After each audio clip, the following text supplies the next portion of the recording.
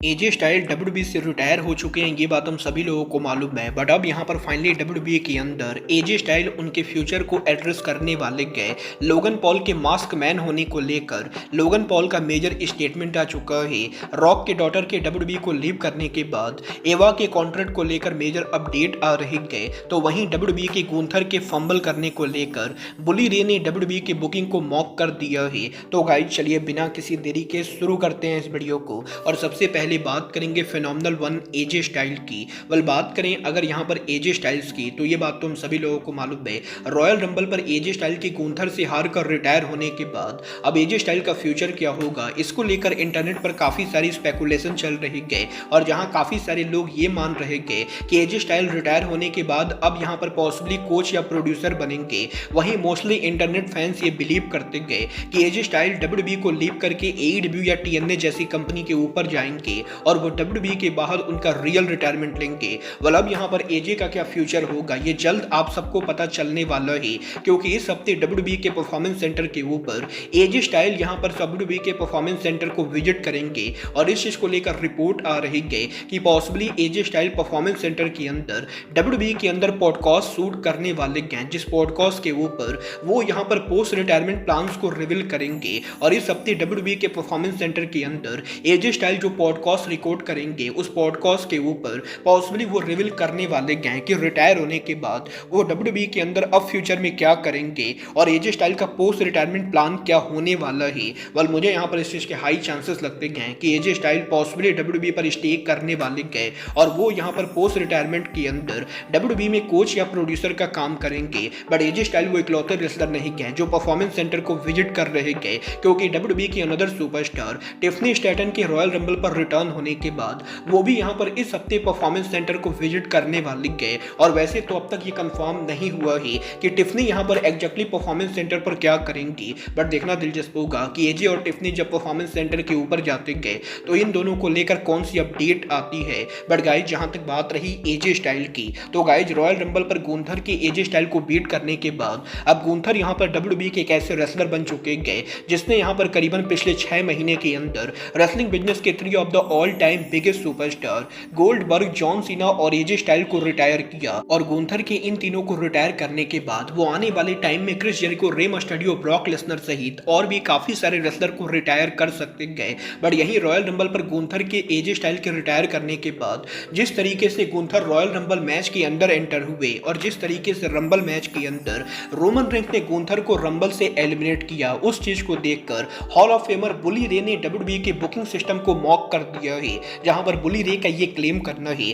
कि गुंथर को लेकर करंटली कंपनी में जितनी हाइप चल रही है और जिस तरीके से बैक टू बैक वो बड़े रेसलर्स को रिटायर कर रहे हैं, वैसे टाइम में गुंथर का यहां पर रॉयल रंबल मैच में एंटर होता और रोमन रेंस के द्वारा गुंथर का मैच से क्लियर एलिमिनेट होता गुंथर की हाइप को कम कर रहा है। और डब्ल्यूडब्ल्यूई कंपनी का रॉयल रंबल मैच में गुंथर को बुक करना डब्ल्यूडब्ल्यूई का बहुत ही गलत डिसीजन था, क्योंकि इनडायरेक्टली यहां पर इसकी वजह से गुंथर की हाइप यहां पर थोड़ी कम हो चुकी है। और अगर यहां पर गुंथर एजे स्टाइल को बीट करने के बाद रॉयल रंबल मैच के अंदर एंटर नहीं करते तो शायद यहां पर गुंथर को लेकर ज्यादा हाइप होती। बट जिस तरीके से गुंथर को रॉयल रंबल मैच में डाला गया और जिस तरीके से रोमन रेंस ने गुंथर को क्लियर एलिमिनेट किया, वो चीज यहां पर बुली रे को बिल्कुल भी सही नहीं लगी। मैं यहां पर बुली रे के ओपिनियन से पूरी तरह से एग्री करता हूं और मुझे भी लगता है कि गुंथर का रंबल से क्लियर एलिमिनेट होना डेफिनेटली यहां पर उनके हाइप को कम करता है। बट गाइस चलिए फिलहाल आगे बढ़ते और बात करते हैं डब्ल्यूडब्ल्यूई सुपरस्टार ब्री बेला की। बात करें अगर यहां पर ब्री बेला की, तो गाइस ये बात तो हम सभी लोगों को मालूम है,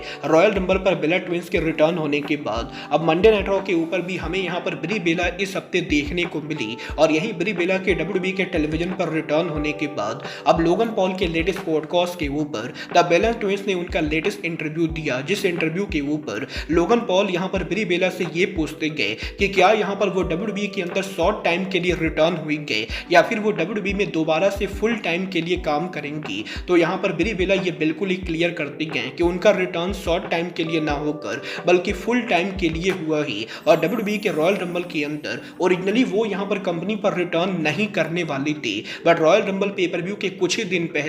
डब्ल्यूडब्ल्यूई के प्रेसिडेंट निक खान के द्वारा डायरेक्टली यहां पर ब्री बेला को फोन कॉल आता है और निक खान पर्सनली यहां पर ब्री बेला को कंपनी में वापस आने का ऑफर देते गए। और निक खान के डायरेक्टली ब्री बेला को अप्रोच करने के बाद ब्री बेला रॉयल रंबल के ऊपर कंपनी पर वापस आई और अब यहाँ पर WWE के अंदर निक खान और WWE कंपनी ब्री बेला को फुल टाइम यूज करना चाहती गए और WWE के ऊपर बेला ट्विंस यहाँ पर WWE की वुमेन्स टैग टीम चैंपियन बनना चाहती गए। वेल देखना दिलचस्प होगा कि WWE में अब जब बेला ट्विंस फुल टाइम वापस आ चुकी गए तो मॉडर्न एरा के अंदर ये दोनों WWE के डिवाइस डिवीजन में कैसे काम करती हैं। बट गाइस जहां तक बात रही फीमेल रेसलर्स की, जो जहां बेला ट्विंस ने WWE पर रिटर्न कर दिया है, वहीं यहां पर NXT के जनरल मैनेजर रॉक की डॉटर एवा ने WWE को लीव कर दिया है और यहीं एवा के शॉकिंगली WWE को लीव करने के बाद अब बॉडी स्लैम ने यह कंफर्म कर दिया है कि WWE कंपनी को नहीं लगा था कि एवा यहां पर कंपनी को लीव करेंगी और क्योंकि रॉक यहां पर WWE में TKO के बोर्ड ऑफ डायरेक्टर्स के मेंबर में से एक है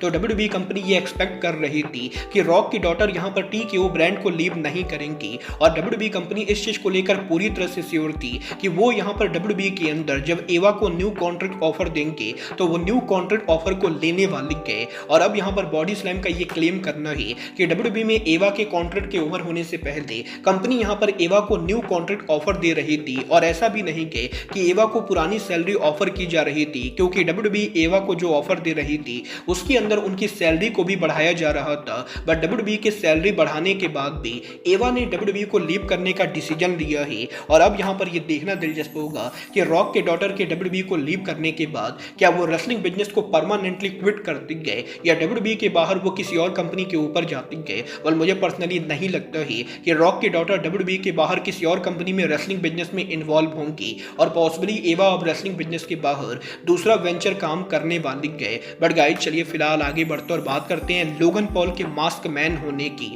गाइज यहाँ पर ये बात तो हम सभी लोगों को मालूम है कि रॉयल रंबल के अंदर ब्राउन बेकर पर जिस मास्क मैन ने अटैक किया उसकी आइडेंटिटी को लेकर सोशल मीडिया पर काफी सारे रूमर चल रहे गए और जहां काफी सारे लोग ये बिलीव करते गए कि सेथ रॉलिंस पॉसिबली यहां पर मास्क मैन थे, वहीं इंटरनेट पर काफी सारे लोगों का ये क्लेम करना है कि लोगन पॉल यहां पर मास्क के अंदर थे और लोगन पॉल ने ब्राउन बेकर पर अटैक किया है। वह लोगन पॉल ने खुद उनके पॉडकास्ट के ऊपर ये बिल्कुल ही क्लियर कर दिया है कि इंटरनेट पर उनके मास्क मैन होने को लेकर जो भी रूमर चल रहे गए उन रूमर्स का कुछ भी सिर पैर नहीं गए और वो यहां पर ये गारंटी से बोल सकते गए कि वो यहां पर मास्क मैन बिल्कुल भी नहीं गए और लोगन पॉल यहां पर बिल्कुल भी किसी भी कीमत के ऊपर उनके फैक्शन के ही मेंबर के ऊपर टर्न नहीं करेंगे क्योंकि उन्हें यहां पर विजन के साथ काम करने में काफी मजा आ रहा है और वो यहां पर डेफिनेटली ब्राउन बेकर पर मास्क पहनकर कभी भी अटैक नहीं करेंगे। और देखना दिलचस्प होगा कि अगर यहां पर लोगन पॉल मास्क के अंदर नहीं थे तो एक्चुअल में मास्क के अंदर कौन था और WWE कंपनी